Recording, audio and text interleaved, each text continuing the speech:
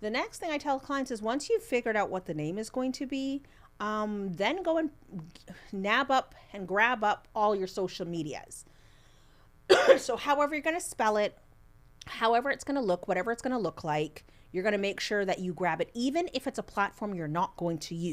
So, you want to get on your Instagram, on your Facebook, on your TikTok, check out your Pinterest. Um, what else is there? There is your Snapchats. I mean, if you're really not going to use one of these platforms, like you're not going to use Snapchat, say la vie, right? Just hopefully nobody else goes and uses it. But you do want to secure that. That is also protecting your IP. But the first thing is your domain. Then you can go to social media. Now, social media doesn't have to be spelt the exact same way. So you have more options with the variation of what your podcast name is going to be. So let's use a different name, for example. So I put Club Shay Shay. We're going to use something different. Or actually, no, let's use him. So on Instagram, if Shannon Sharp, on YouTube, he's at Club Shay Shay. On Instagram, let's go to Insta.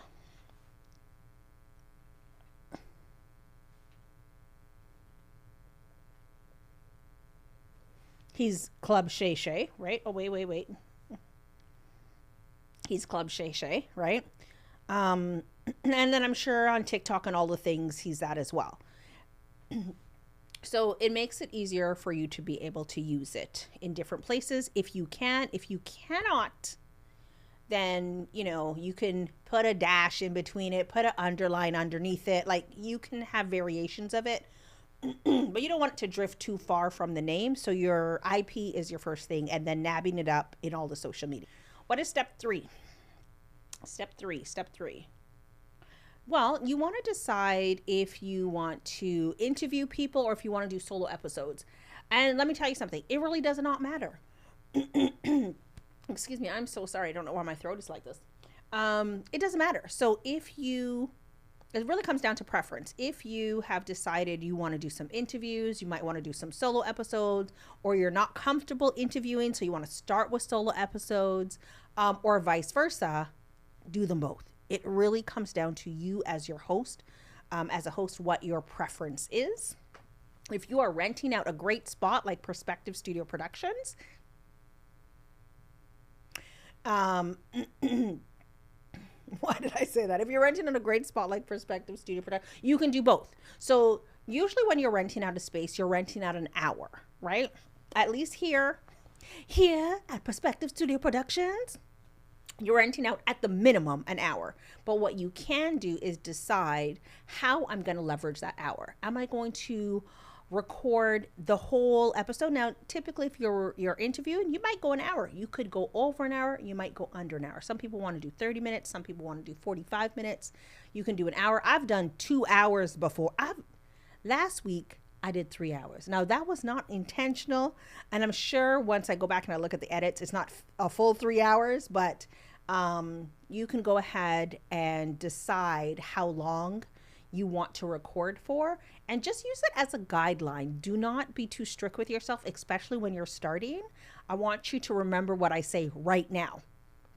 Your first 50, 100, 25, 5, 100 episodes, you're just learning. So you might make all the mistakes in the world. It's absolutely okay. So you kind of decide, step 3 is you're going to decide how long you want to record for, but you want to utilize the time when you're in a studio. When you're renting time in the studio, you want to maximize that time. So you want to get there early, double check with the studio owners how early you should be there, because they're going to need to do a sound check with you. Just make sure everything's good. If you have different heights where you want to sit, most studios do not change the look and feel, which is cool. Some studios might need to know if there's going to be 3 people, if there's going to be 2 people, so they can change up the look and say la vie, all that stuff there. But when you get in the studio, let's say you have an hour at a time, you are either going to leverage that time to record 2 single episodes, 2 solo episodes. Like if you're in there for an hour, you can do 2 half an hours, or you can be with one person and just interview a person. Or if you're anything like me and you can yap, you got the gift of yap, you might just want to record the whole hour yourself. Or the first time you're recording, you just want to get in there and get comfortable. and utilize the time and just see how it goes. Another thing you can do, now this is not necessary, but if you're launching a podcast, what you could do is you can record promo videos for your podcast. So the first time you book an hour in the studio, you might want to do like a countdown. What are all the things that you can record? You can say, guess what, everyone? I'm finally coming out with that podcast I've been talking about, and we're going to talk about X, Y, Z. So stay tuned for what we got. It's going to be fabulous. Come with the energy, come with the hype, and record that promo video. If you have a product, if you sell a service or a product, you can utilize that time to also record a commercial. And so if you're using something like Prospective Studio Productions, yes, you're going to get all these shameless plugs. You can have this great quality. I don't have the second camera on, but you could have all this great quality, great background, all of this, and you can record a commercial, right? So in that hour, you can get comfortable behind the mic. You can hear how it sounds, or you can see how you look. Right now I have my camera here, but I also have the TV, so I tend to look above. It is a no-no. Sometimes you just want to get comfortable looking at the camera. The first time you get in the studio, just go for the feel. Excuse me.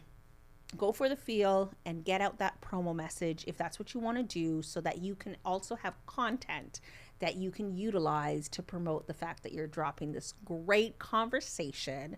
And so people can tune in and they can start actually following you. And if you want, one of my clients is so smart.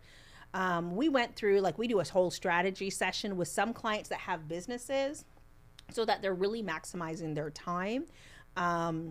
She launched the promo video on her distribution platform so people could start following before she even launched.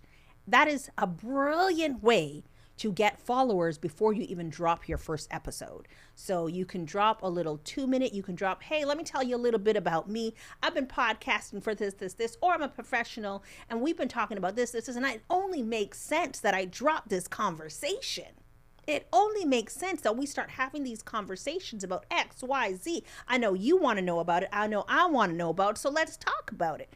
And then that could be your promo video, and it can create some hype around what you're about to do.